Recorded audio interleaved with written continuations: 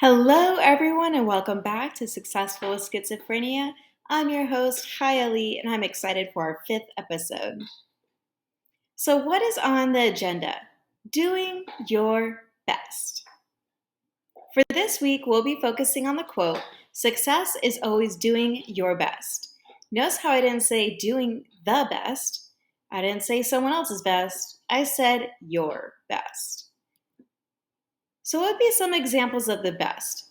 On here, you can see Olympians, people who train their entire lives for one sport to compete globally, to win championships. That is a huge deal, right? We don't want to compare ourselves to Olympians. That would be pretty unrealistic, right? An unrealistic example of comparing ourselves to someone who might be the best would be Hall of Fame. You could think of musicians here, people who have had multiple records.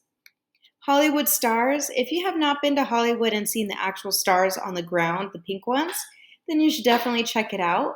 But again, that takes a lot of hard work and networking to get to a point where you can be a Hollywood star. And then, of course, we have trailblazers, people who are like Martin Luther King, who have made history. These people are considered the best at what they do. And it would be completely unrealistic for us to compare ourselves to someone who would be considered the best. So, who else would we compare ourselves to? Let's talk about someone else's best. If you have siblings, you might know a little bit about sibling rivalry, right? Or maybe one sibling was really good at reading while the other one was really good at sports. Maybe one sibling was really good at math and the other one was really good at art. Just for example, right? Always comparing ourselves to someone else's best or having other people compare us can be a little bit of a challenge, right? So it's best to not compare ourselves to people, but it's really hard to not do that. I know I catch myself comparing myself to people all the time. All right. For example, mentors. My best friend, I compare myself to her all the time, but I have to remember that her best is her best and my best is my best. And I cannot hold myself to the standard of what she's capable of because she knows so much more than me. For example, she can sew, she can cook, she can create all kinds of crazy things. She's a photographer. She could do it all. She could do it all. And I know my limitations. Plus, I don't think I can learn everything in that short of a time span. I mean, this has been accumulated over years. And in a way, I look up to her because I admire all the things that she can do. So in a way, I compare myself to her and someone else's best, right? Because I think she's so great and I want to be great too. An example of someone else's best would also be coworkers. I have coworkers at my job who come to me when they could be going to someone else. In fact, they should be going to someone else, but they come to me anyway because they like my level of work ethic. So my other coworker, let's name her Linda. Linda is not the best with attention to detail, but my coworkers think I'm great at attention to detail. So they'll hand things over my direction to have me do presentations or proposals or other things of that nature when they really should be going to her. And in a way, she compares herself to me because it would be someone else's best. And our coworkers compare us two together, trying to make her best my best, or my best her best. You know what I mean. And another example would be neighbors, right? Keeping up with the Jones. If one person gets an iPhone, now you want an iPhone. If one person has their house decorated for the holidays, now you want your house decorated for the holidays. You know, the grass is always greener on the other side, but it can be hard to realize that it's not that green if you were on that side, right? But it can be hard to have that perspective if we've never been on the other side of the fence. It always looks greener until we're there. So let's talk about doing your best. Your best is probably a few things, right? You might be good at one thing or a couple of things. I know I have a couple strengths here and there, but I could grow a little bit. And in fact, I'm trying something new. I am trying cooking.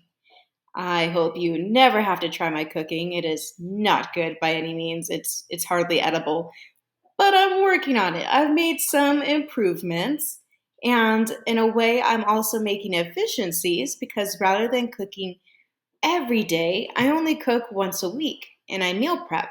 So that makes it more manageable for me to do my best in cooking because now I don't have to do it every day. I only do it once a week for a few hours. So that is my best, right? It's a work in progress, definitely. But sooner or later, I will find recipes that I like and then I'll end up being better at it and maybe even the best in a few years to come. So, success is always doing your best. And if you could tell how I bridged it, I took action. I tried something new, right? Cooking, that could be a little challenging. Some people it comes naturally to them and they're the lucky ones.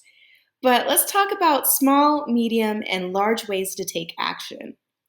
Small ways to take action in your life would be making your bed.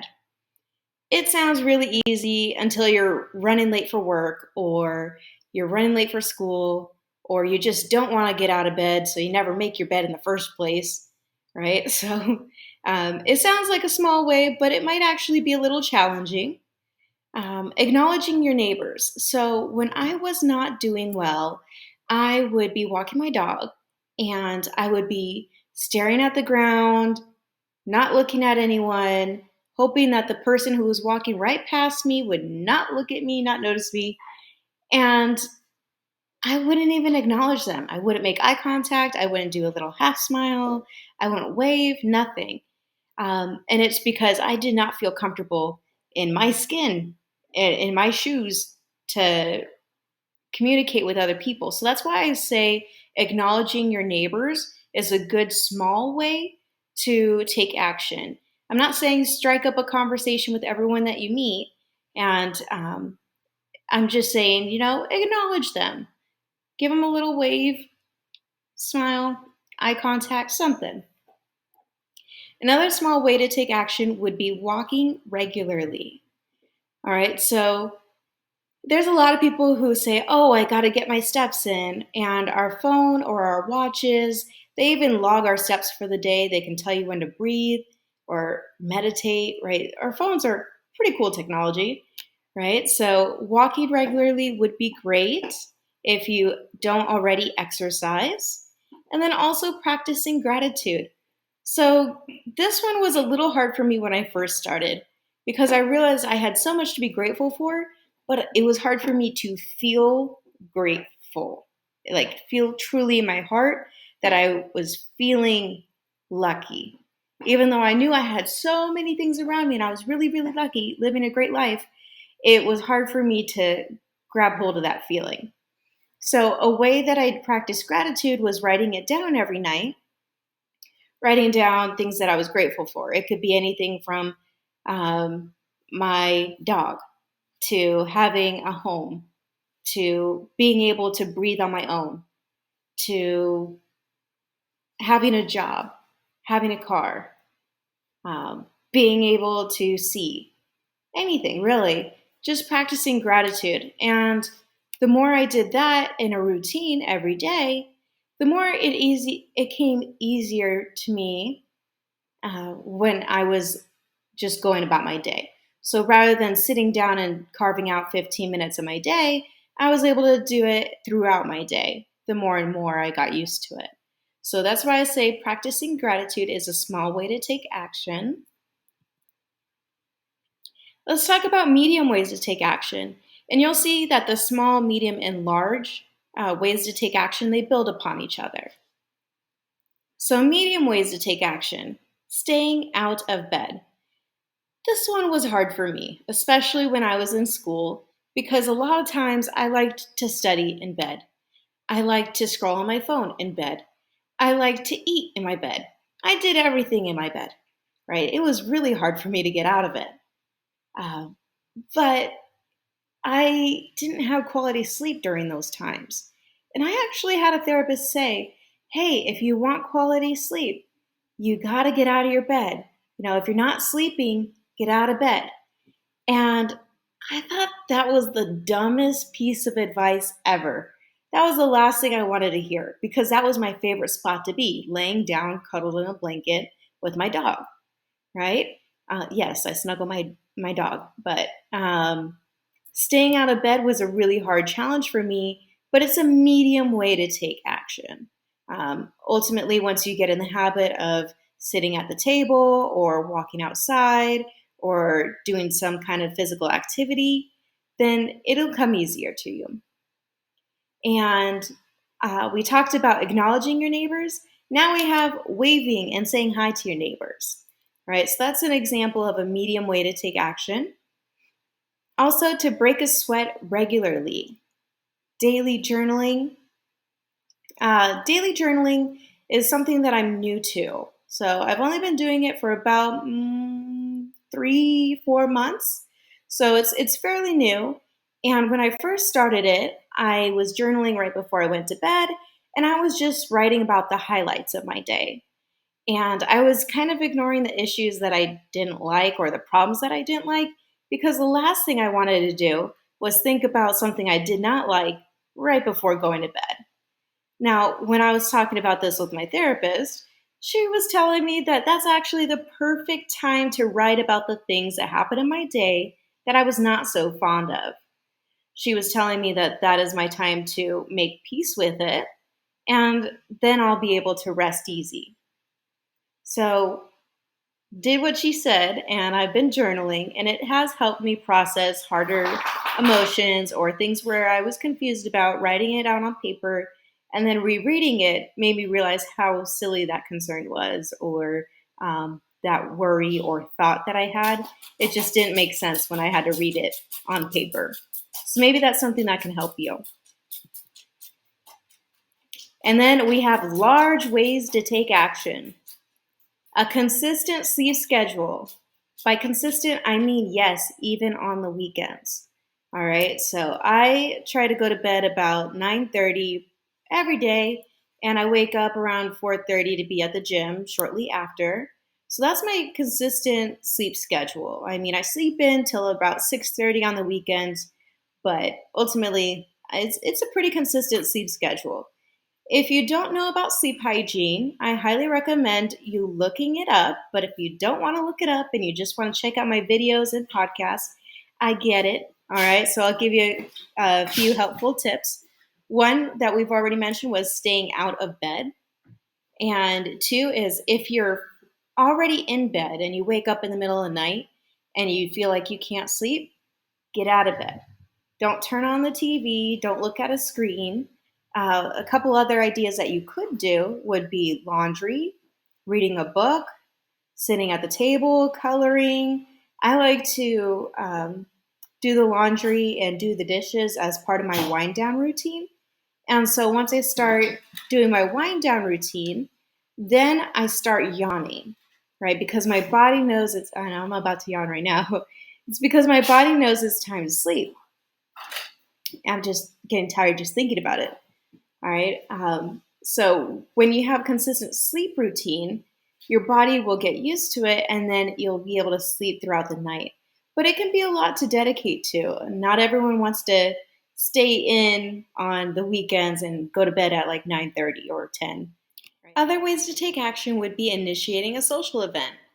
Uh, make friends with your neighbor that we talked about, or start a group for your school, or start a group for your community, maybe a volleyball team, just an example, just to get people together, or maybe like a potluck event at your work.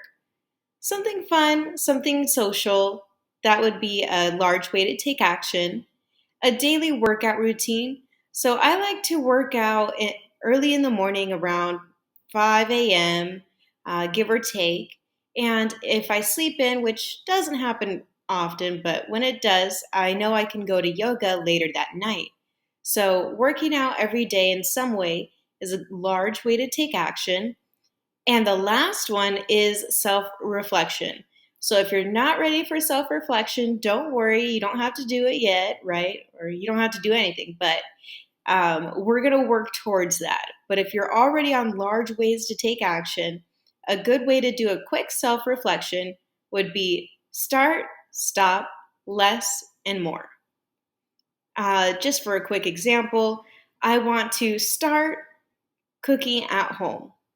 I want to stop eating in restaurants. I want to spend more time outside, and I want to spend less time taking naps. That's just a quick example of self reflection for start, stop, less, and more. All right, so you can think about something in your life that you would like to change, and they don't have to be related, they could be all separate. So that would be a quick way to do a self reflection.